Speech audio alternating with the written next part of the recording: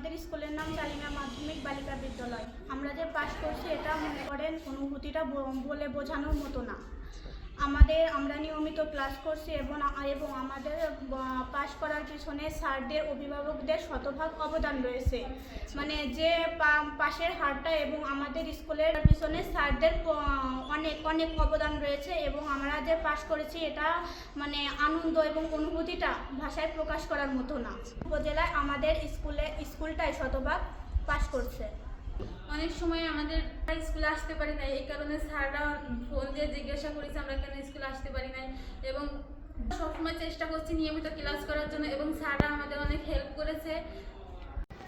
আমাদের স্কুলে চালিমিয়া মাধ্যমিক বালিকা বিদ্যালয়ে শতভাগ স্টুডেন্ট পাস করেছে আমাদের বড় অপরা।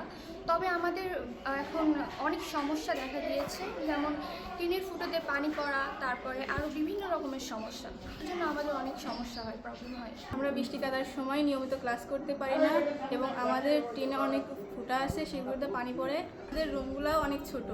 আমার প্রধান শিক্ষক চালিমিয়া মাধ্যমিক বালিকা বিদ্যালয়।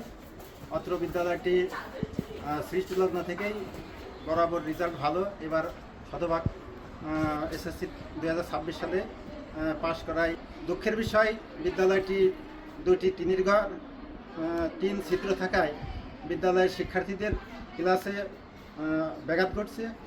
কয়েক ডিসি স্যারের কাছে আবেদন দেওয়ার পরেও আমাদের আশু ব্যবস্থা করেন নাই, যাতে সরকারের নিকট আকুল আবেদন বিদ্যালয়টি যাতে টিন শেড ঘর দুটি মেরামত করার জন্য অর্থ বরাদ্দ করেন। ঝড় বৃষ্টির সময় বাচ্চাদের ক্লাস নেওয়া যায় না, অন্য কক্ষে নিয়ে আমরা ক্লাস নেই, এর জন্য লেখাপড়া। টিন শেড ঘরগুলো আসলে দীর্ঘদিন তৈরি, এটা পুরনো হয়ে গেছে, অনেকগুলো টিনের ছিদ্র, যে কারণে ঝড় বৃষ্টি আসলে স্কুল টাইমে তখন ক্লাস নেওয়া বা স্কুলে ওই বাচ্চাদের ওখানে রাখা সম্ভব হয় না। আমরা ওখান থেকে তাদের নিরাপত্তার স্বার্থে অন্য রুমে শিফট করি, তখন আসলে শ্রেণী কার্যক্রম চালানোর বিঘ্ন ঘটে। তা প্রশাসনের দৃষ্টি আকর্ষণ করে বলবো আমরা যে আমাদের জন্য আমরা ক্লাসের কার্যক্রম চালাতে পারি, সেজন্য প্রয়োজনীয় ব্যবস্থা গ্রহণ করেন। বলেন। আমাদের বিদ্যালয়ের নাম চালিমিয়া মাধ্যমিক বালিকা বিদ্যালয়। এখানে আমাদের মেয়েরা এবার 2026-এ যেগুলো পরীক্ষা দিচ্ছে শতভাগ পাশের আর এটা আসলে অবশ্যই আমরা আনন্দিত, খুশি, এলাকাবাসীর খুশি, অভিভাবকদের। এখানে শুধু আমাদের ভূমিকা না, আমাদের মেয়েরা আমাদের কথা মতো চলছে, ঠিকমতো পড়াশোনা করছে, ক্লাস করছে।